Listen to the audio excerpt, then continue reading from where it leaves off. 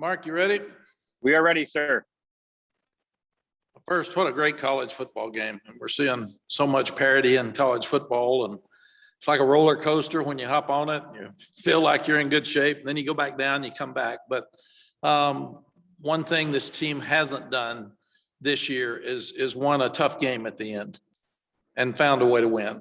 And what we've talked about all week is the when we got adversity on offense at Virginia Tech, we didn't handle it very well.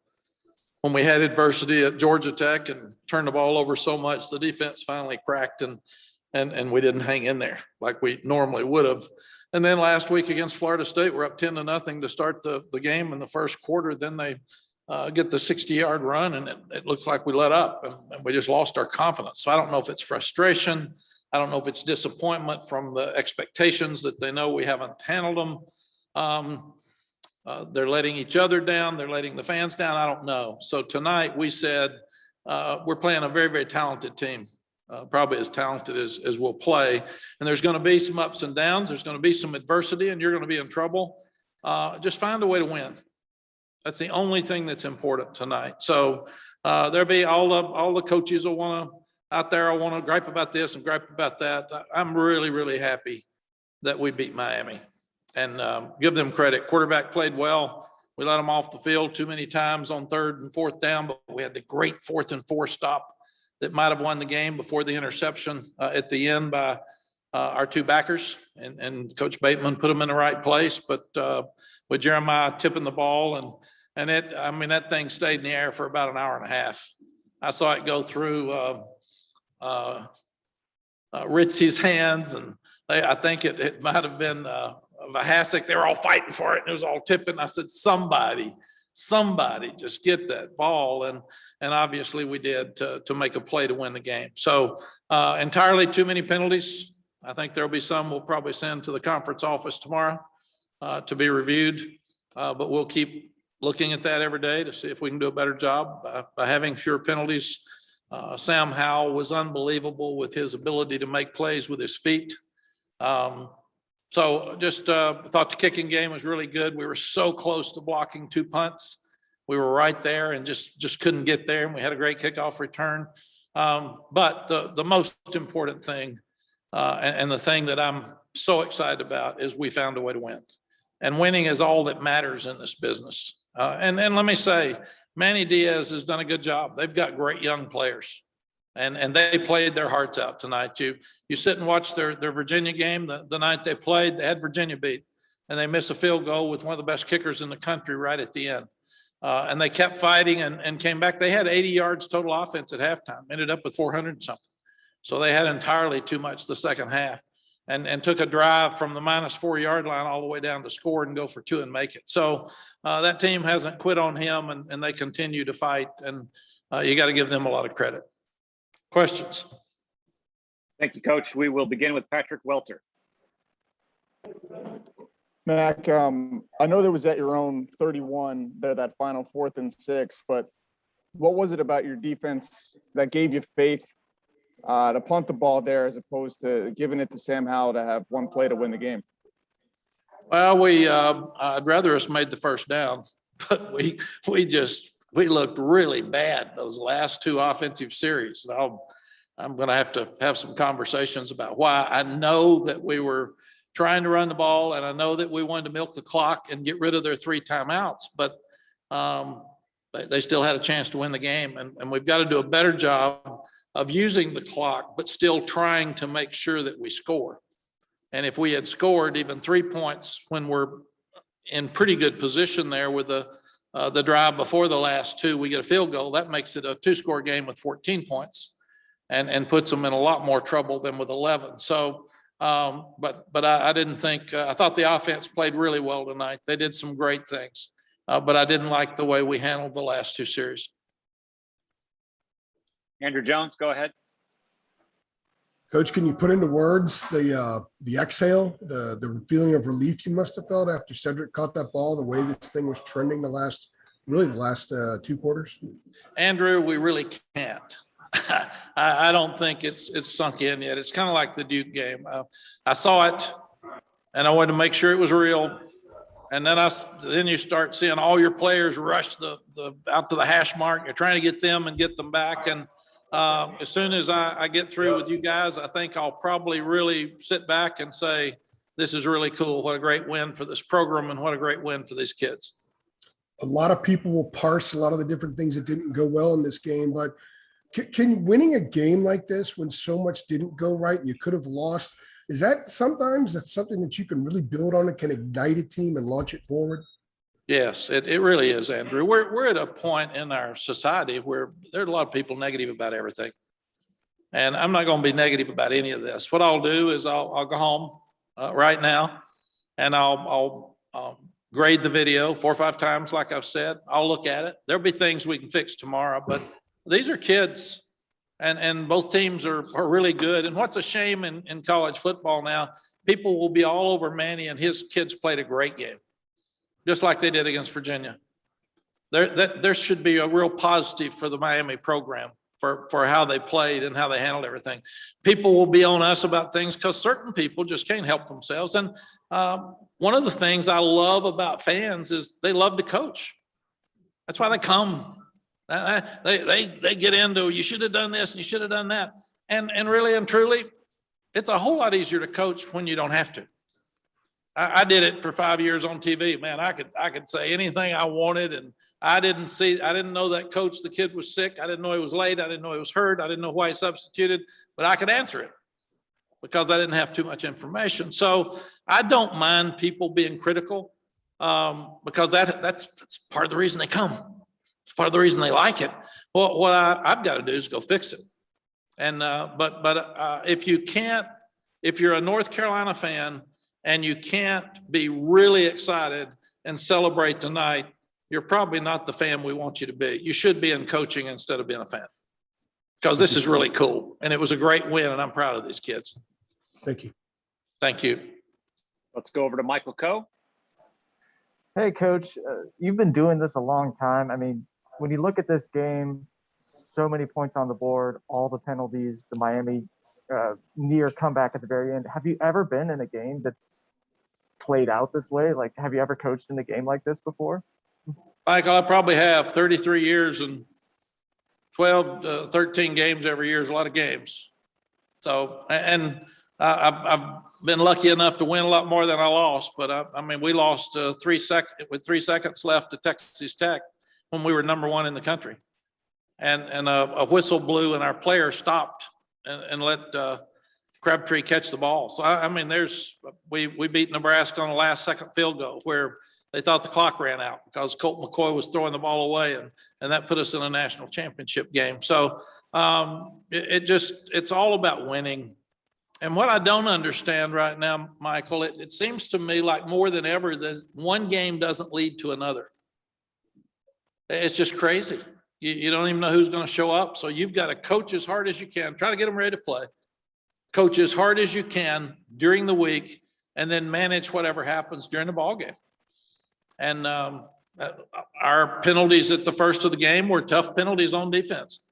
We've been on our defense all week about being aggressive. Well, there's a difference in being aggressive and having lack of discipline. But they were aggressive penalties. And so we've got to clean that up. But last week, they were sloppy penalties that just hurt us, and we weren't hitting people. Tonight, at least we were flying around getting after people. Thanks, Coach. Thank you, Michael. Adam Smith, go ahead. Mack, was that Sam Howell or Javonte Williams on those touchdown runs? Adam, I thought that was probably the biggest difference in our ball game. The turnovers by the defense and Sam's ability, the quarterback draw worked really, really well early, but he's so hard to bring down. And a couple of times he just ran through arms and twisted and went in to score. So that is a new problem that people have to have. And I think that will help us with the pass rush. I was dating myself. I told Luke up here, it might be Natron Means, but anyway, like, you know how we like to say, you know, what does this mean? And, you know, like take a larger look at it. But I mean, does he almost redefine what he means to you guys almost every passing week. It seems like he's just like, I'm going to do whatever I can to help this team win. Adam, he really does. Both of these teams tonight were fighting to find an identity. And that's at midseason because we've both been up and down and we both have good players. And it's been frustrating in some ways because we as coaches haven't figured it all out, but the guys still believe and they still work hard. And our team was so passionate tonight. And Sam's part of that. And Jeremiah Gimmel is one of the best leaders I've ever seen. I told you that last year. And he has not let up one bit. And he's on those guys, but he stays positive. And he and Sam have been a huge difference for this team. Thank you. Thank you, Adam. Luke DeCock, go ahead. Hey, Mac, one more question about Sam. One, did you talk to him at all after the pick six and kind of rally him there, or do you have to with him? And two, with the beating he took tonight, and some of it, obviously, he kind of put his head down and took on himself, but are you concerned at all, sort of, at this point in the season, the number of hits he's taken to this point, and do you have to kind of tell him maybe slide a little bit more often in those situations? Well, Luke, number one, we tell him to slide every time unless it's going to be the difference in a first down. And he just doesn't like to slide. He's trying to make more yards, and he's just such a competitor. But he has been told every time to slide. But he is tough, and he's a specimen. He works out all the time. He eats right. His body's in great shape, and this will be a good week for him to be able to rest up. So this should help him feel better for the big game at Notre Dame. Secondly, he has made a difference in his football team. We haven't been as good and as open at the outside wideouts as we would like. We're trying to get that. We had the big play to Antoine Green tonight, but we still got to make more plays out there. People are going to start and continue to start trying to stop Josh Downs because he's been such a prolific player in the first 7 games. But Sam has decided, and Phil, our offensive staff's decided that a huge part of our offense has become Sam running the ball and taking it down and making plays. And he's got such good instincts. He knows when to take it down, and he just did that time and time again tonight. Thank you, man. Thank you, Luke. Okay, we have time for one more for Coach, and that will come from CL Brown. Hey, Mac, you were saying both teams were fighting to find an identity. What do you feel like you learned about your team tonight? What kind of identity does this team have now?